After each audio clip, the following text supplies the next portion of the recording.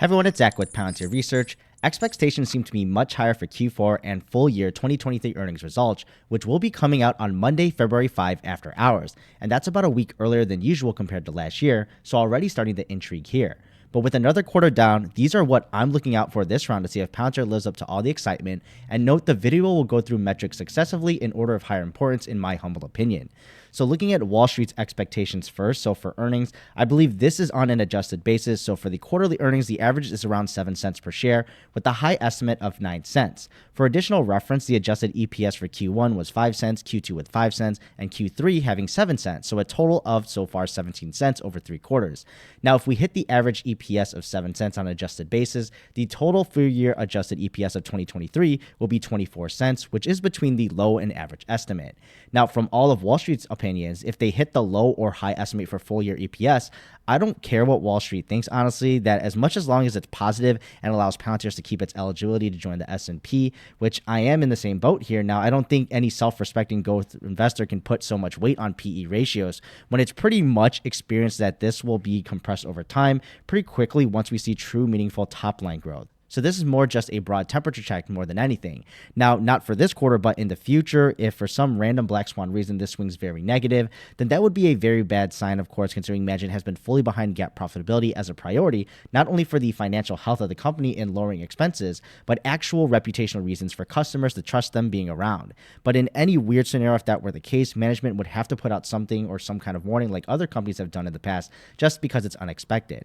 Now, more importantly, for top line numbers, Wall Street is expecting for Q4 around $602 million, which is on the slightly higher end of Palantir's Q4 guidance of $599 to $603 million. Now, if they hit the average Wall Street numbers, this would leave the quarterly growth of revenue when compared to last year's Q4 of $508 million at a 18.5%.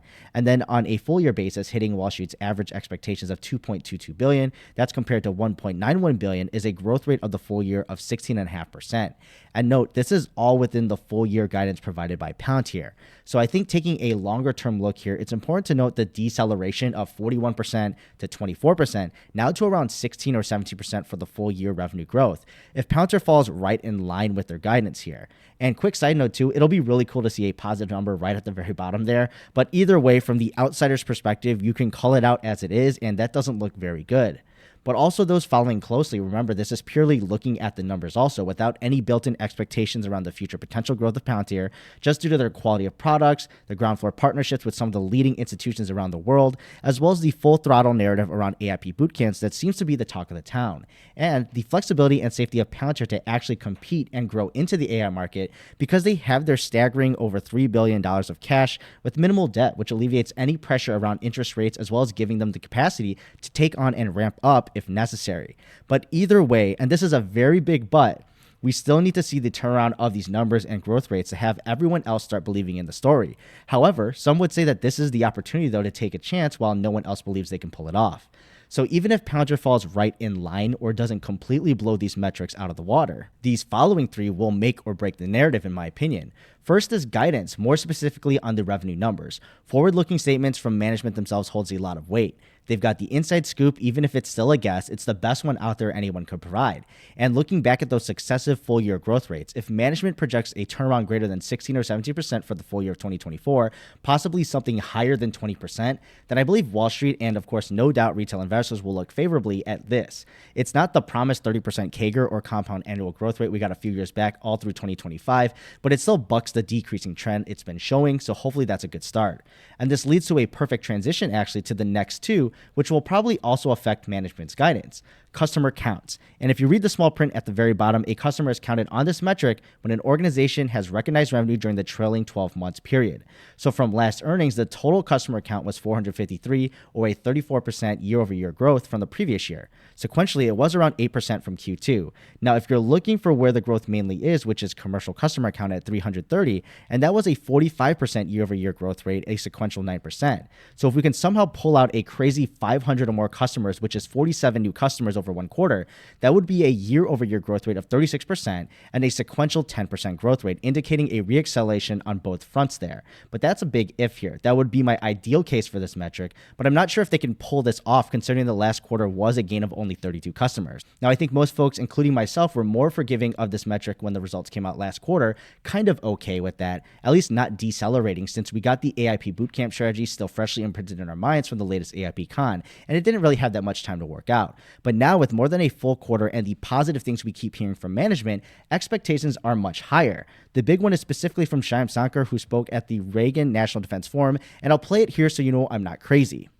These AIP boot camps that were talked about in the third quarter earnings, these artificial intelligence platform boot camps, I think there had been an expectation that maybe you would sign on 140 companies in the month of November to these boot camps. I guess walk me through what they are and how many people, how many companies have shown interest. Yeah, so these boot camps, we've rebuilt our entire go-to-market around it because it's really this magical experience where you get your hands on the keyboard for 8 hours and you leave that experience with a production-ready use case. And with even more than that, a deep and intuitive understanding of how do you apply this technology to get real results. More than a proof of concept, actual proof that you can take to your enterprise and get results. And so this has been a profound change for us. And we ended November, we thought we'd do 140. We did it for 200 organizations. We're on track this year to serve 325 organizations with boot camps. And we've really focused on commercial so far this year, particularly focused on U.S. commercial. Next year and into December here, we're really going to be bringing this to the U.S. government as well.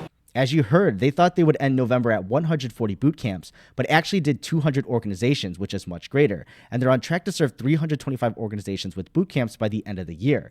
And he added the main focus was on U.S. commercial only, but if adding U.S. government customers as well, this could also boost the possible customer numbers just a little bit, but this all depends on the conversion rate. And this final metric, which you could say is exactly this, whatever management has to say about conducting AIP boot camps, they've already talked about it so much and it seems so integral to their go-to-market strategy today that maybe it'll start to become an actual included regularly and be expected to be disclosed at every earnings. Basically, if we see a slide about the numbers of the organizations and or boot camps that happen in their presentation. And the important thing to remind investors is that customer count and AIP boot camps are still leading indicators for investors. The boot camps themselves still is the tip top of the funnel where they aren't getting any money for these, which is my assumption. And of course, there is a cost associated with that.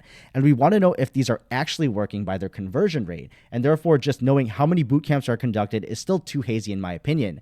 But rather seeing how effective these are with conversions, who knows, maybe it could become a breakdown of the customer count number on who originated from a boot camp, but that's just pure speculation on my part. So let me know down in the comments, what are the metrics you're looking out for Palantir's next earnings? Is it one that I didn't even mention? Also, do you think that they will do better than what Wall Street's expecting that I mentioned above? And will we finally get proof of Palantir's growth accelerating from either their customer counts or AIP boot camps, or maybe some other left field comment from management during their earnings call? Let me know below, but thank you for watching, and I'll see you in the next video.